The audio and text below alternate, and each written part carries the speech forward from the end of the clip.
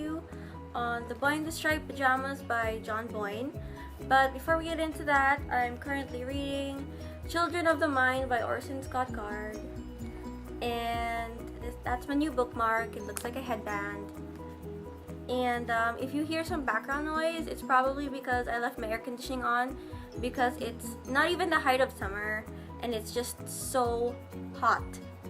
So I can't film and melt, so I'm just gonna leave that on.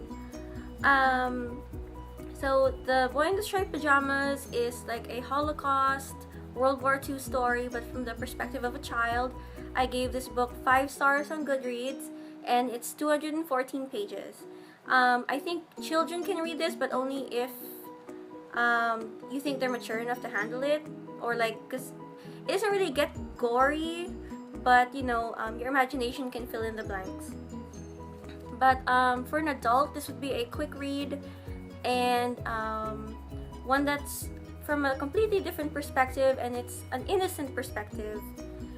It's about a boy who's the son of the new commandant at Auschwitz, but in the book they call it Auschwitz because the author wanted it to be like it could have been any concentration camp. And then so he moves there with his mom and his sister and his dad, and he's wondering how come he can see these people in striped pajamas across a barbed wire fence when he looks out his window. And so one day he's bored, so he goes and he finds this other boy who's like his age, and he's wearing striped pajamas, and like he wants to play because there's nobody he can play with. So the story kind of really starts there. What I liked about this plot was that because it's from the perspective of a child, and he was in the book he's 9, but he seems a bit too naive to be 9. But I'm getting the feeling that as a 9-year-old, he could probably get away with more things, like going off on his own and doing what he wants, rather than if he was much younger. So he meets this boy and they become friends, and because they can't play, they just talk. And through their conversations, you can really see the two perspectives of like the Germans and the Jews. How the German, in Bruno's perspective, how like his little misfortunes in life, like, oh, he couldn't eat this, or he couldn't go out to play. To him, that's already a big deal because he's never experienced any bad persecution. But to his friend, whose name is Shemuel, I don't know how to pronounce that. Please let me know if you know how to pronounce it down in the comments. And Shemuel was like wondering how come he did nothing wrong, his family did nothing wrong, but next thing you know, they're being persecuted, and he's in this camp with his father and his uncle, and they don't know, he doesn't know why they're there. So and you could kind of see that exchange going back and forth, how they were both so naive about the situation that like it doesn't even state that there's a war going on or anything like that, but just that Bruno doesn't know why. He even calls like Hitler the Fury. So it's really innocent, but at the same time, the horrors that were happening around him were sort of like a background to what was really happening, and it's a very good idea for someone who hasn't ever read about the Holocaust or like really know about it.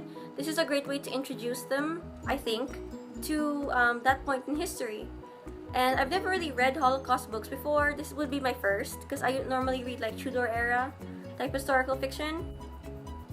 Anyway, so I like that it was simply written, and that anybody could understand it. If you're young, or if you're a young adult or an adult, it doesn't take a lot of brain power to understand the language that's going on. And then it's like the author was very clever in changing the names of some things, but at the same time, your imagination can fill in the blanks of like what's going on and who they're talking about. And then you got to see the war from two perspectives: from the privileged side, which was mostly Bruno's perspective, and then from the prisoners in the camp side. There wasn't really that much character development because I don't think it took place for in that, like, in too long of a time. It was just like in a short period of time. But in that period of time, he makes friends with a boy, and then, you know, who he's taught that is lesser than him as a Jew, while he as a German is more superior. And like their innocence when they were talking about wanting to play, wanting to discover things together, or like when they're telling stories, it was so innocent. It was kind of heartbreaking.